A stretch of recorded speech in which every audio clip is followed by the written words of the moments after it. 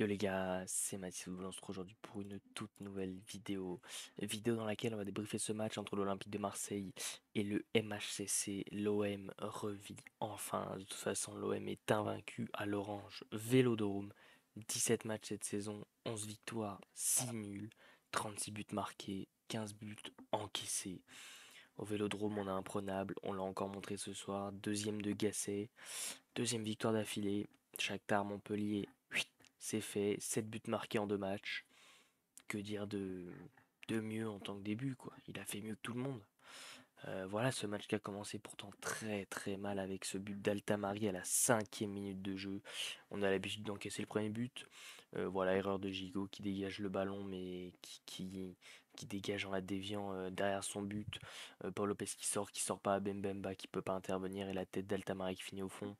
Gros match d'Ndiaye. Ndiaye, franchement, son meilleur match cette saison avec l'Olympique de Marseille. Voilà, ce but d'Iliman Ndiaye sur un centre. Et lui, il arrive à récupérer, à éliminer et à bombarder Benjamin Lecomte ou à bout portant. Ensuite, on a Pierre-Emerick Aubameyang. Voilà, ça part d'un superbe déboulé de Chancel Mbemba, côté droit qui décale. Sarr qui va lui aussi débouler, la remettre Mbemba dans la surface et Mbemba qui va ajuster une petite passe pour Pierre-Emerick Aubameyang. On a ensuite ce penalty où franchement il n'y a pas débat. Voilà, l'arbitre qui siffle pas directement penalty. Pour moi c'est flagrant quand même. Voilà, il arrache tout simplement, il lui bloque la cheville, il peut lui péter la cheville. Il embarque tout dans son tacle. Donc pour moi voilà, c'est penalty directement. Et Aubameyang avec le calme qu'on lui connaît, qui met ce troisième but. Et donc ensuite le match qui suit son cours est pareil, gros centre dans la surface d'Ismail Assar qui est contré par Lecomte et puis Sako et qui finit dans leur but. Donc l'OM qui s'impose 4 buts à 1 face à Montpellier à domicile. On va maintenant faire les cas par cas en rapide sans s'attarder dessus. Paul Lopez a été bon. Paul Lopez a fait quelques parades. Paul Lopez a été sauvé 2 fois par ses montants. Et une fois où il a un peu hésité voilà, sur le but de Montpellier à sortir ou pas sortir. Mais dans l'ensemble, son match n'a pas été mauvais. Mbemba qui a fait un très très gros match. Voilà, côté droit avec Ismail Assar. Ça a été leur côté. Balerdi, Gigot qui ont fait leur match de soldats comme d'habitude, parfois un peu fébrile, voilà, surtout en première mi-temps. Sinon après sur le reste, ça c'est monté en puissance et toute l'équipe est montée en puissance. Comme je l'ai dit, Sarr côté droit, très très bon, un piston qui a été très très offensif et qui a mangé tout le côté droit avec Chancel Mbemba. Pareil pour Quentin Merlin sur son côté. Aminarit qui a été libre et qui a enfin joué simple comme on le veut. Dribble, feinte, passe, tir. Ça a joué simple et ça a été bon. Verretou, régulateur avec Kondogbia, pareil, quel match des deux, hein. On le sent qu'ils apportent une expérience, une sérénité, quelque chose que Unai n'apportait pas dans ce milieu de terrain. Et voilà, cette doublette ensuite en attaque, Aubameyang qui va de son doublé, qui pareil a fait un bon match et qui est impliqué sur 48% des buts de l'Olympique de Marseille cette saison. Et le plus gros match de Iliman Ndiaye avec le maillot de l'Olympique de Marseille, partout, franchement partout ce soir à la récupération, il a réussi à éliminer, à dribbler, à marquer. Il a été dans un très très très grand jour. Alors que du côté de Montpellier, ça n'a pas été bon.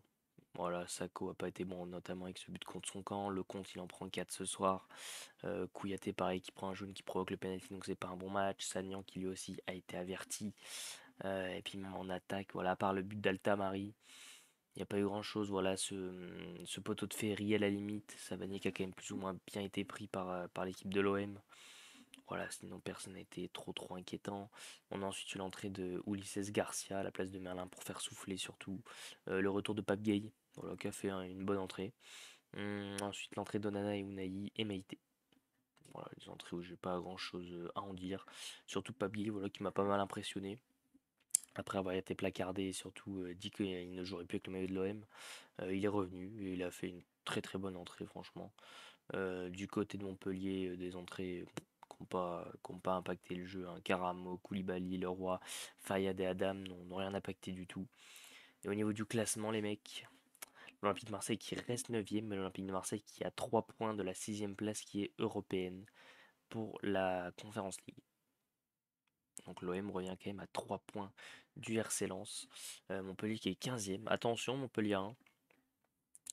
Ensuite, pour les places de la Ligue des Champions, on est à 7 points, donc on se rapproche quand même tout doucement. Et 8 pour être directement qualifié, mais dans l'ensemble, voilà. L'OM qui remonte petit à petit et qui enchaîne. Ça faisait longtemps qu'on n'avait pas vu ça et ça fait extrêmement plaisir. Merci à Jean-Louis Gasset. Donc, comme d'habitude, les gars, si la vidéo vous a plu, je vous invite à liker pour le référencement, ça fait toujours extrêmement plaisir. À commenter en me donnant vos tops et vos flops de cette rencontre, que ce soit côté Olympique de Marseille ou côté Montpellierin. Sur ce, les gars, on continue de supporter le meilleur club de France. C'était Mathis Football. Ciao l'équipe.